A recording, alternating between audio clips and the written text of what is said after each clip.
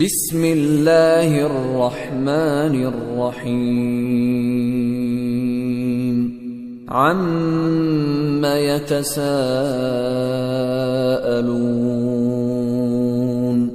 عن النبأ العظيم الذي هم فيه مختلفون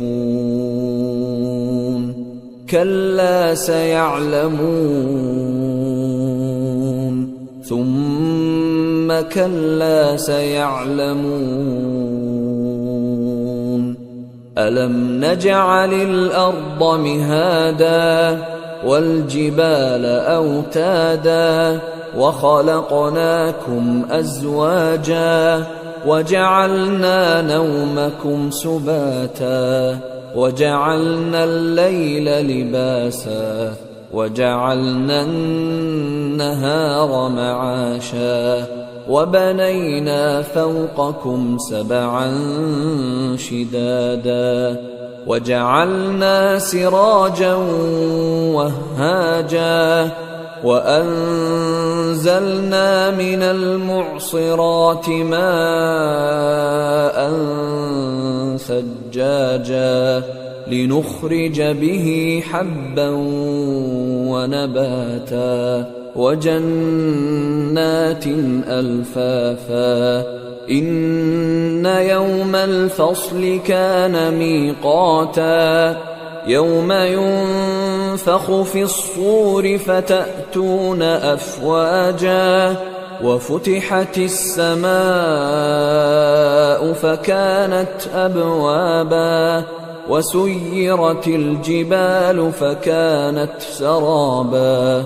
إن جهنم كانت مرصادا للطاغين مآبا لابثين فيها أحقابا لا يذوقون فيها بردا ولا شرابا إلا حميما وغساقا جزاء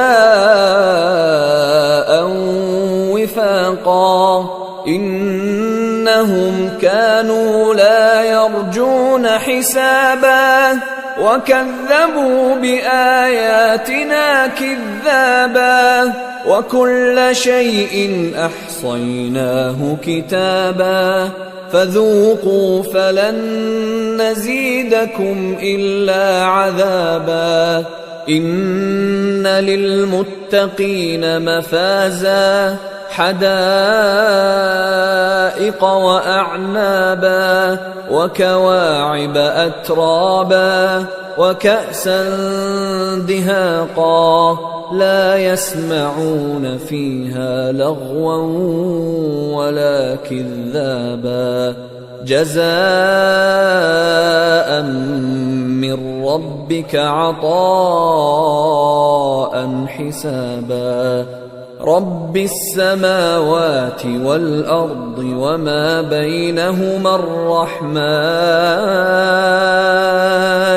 لا يملكون منه خطابا يوم يقوم الروح والملائكة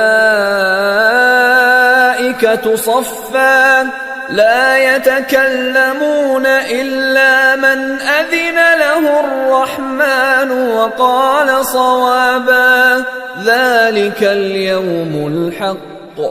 فمن شاء اتخذ إلى ربه مآبا إنا أنذرناكم عذابا قريبا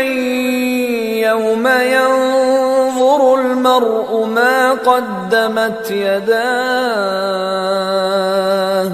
يوم ينظر المرء ما قدمت يداه ويقول الكافر يا ليتني كنت ترابا